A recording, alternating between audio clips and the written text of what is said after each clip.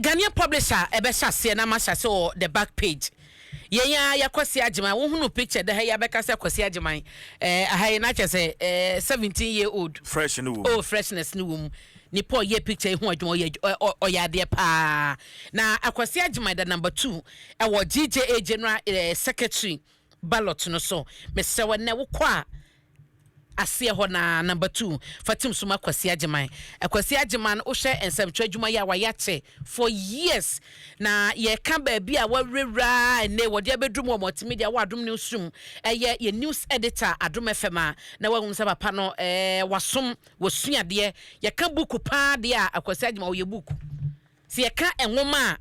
akwasi agyeman ye nwoma Yeah. o ye book e wo senka ye ton yesterday ye tokwasi agyeman say ya ne abreni tim na yesua so atiase enti no say GJA general secretary omudwumadie ye penkan ko na ye pa kontabuo na ye pa integrity obi a ne huni asem to me kasa kwasi agyeman kwaji sika wa na so dabi unya no da ono ne kwasi agyeman enti me sewo eye ne number 2 general secretary position na wasan so akai say number 1 organizing secretary Maxwell Kudeko Eastern region ye die nie Yeah.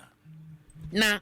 mama ya kwanya no na ye mesom sanso o hwe max a wo say Eastern region wona ye chairman GJA for years. Yeah. For years into the momo yen na Eastern region ho na no chairman Kudeko efri ho no menua ba Yvonne menua ba Yvonne na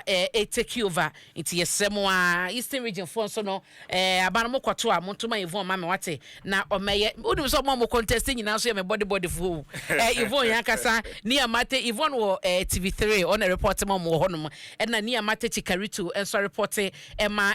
city into from multimedia Max Kudeko no say city na GBC na TV3 na contest but at the end no gender bias in the way dan enko montuma Yvonne mame na Yvonne take over ento adwuma no so na CJ Zoom Lion so no omo bia omo trauma simu ye kasai tracks base 200 and omo dia ba ye kasai ya 100 asase kwa across Ghana ekoye adwuma we say baller sesa no na Zoom Lion trauma simu nti Zoom Lion de ye kan baller untumi kan baller and then Zoom Lion ewo 24 countries ewo Africa ha sei omo trauma simu nti Ghana so mu na omonkoso a ensom yen CJ da bokata yi dodo no a e ba ye yabobo so mu abi so na wadi nkomo yi na yewra asimo so chese Singapore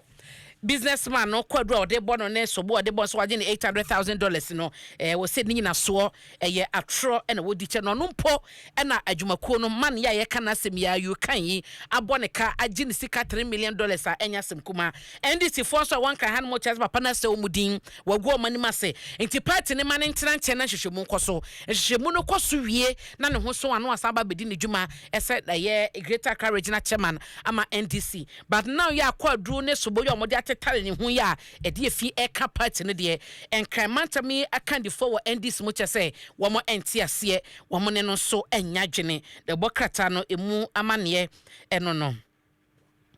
na okay CJ mawie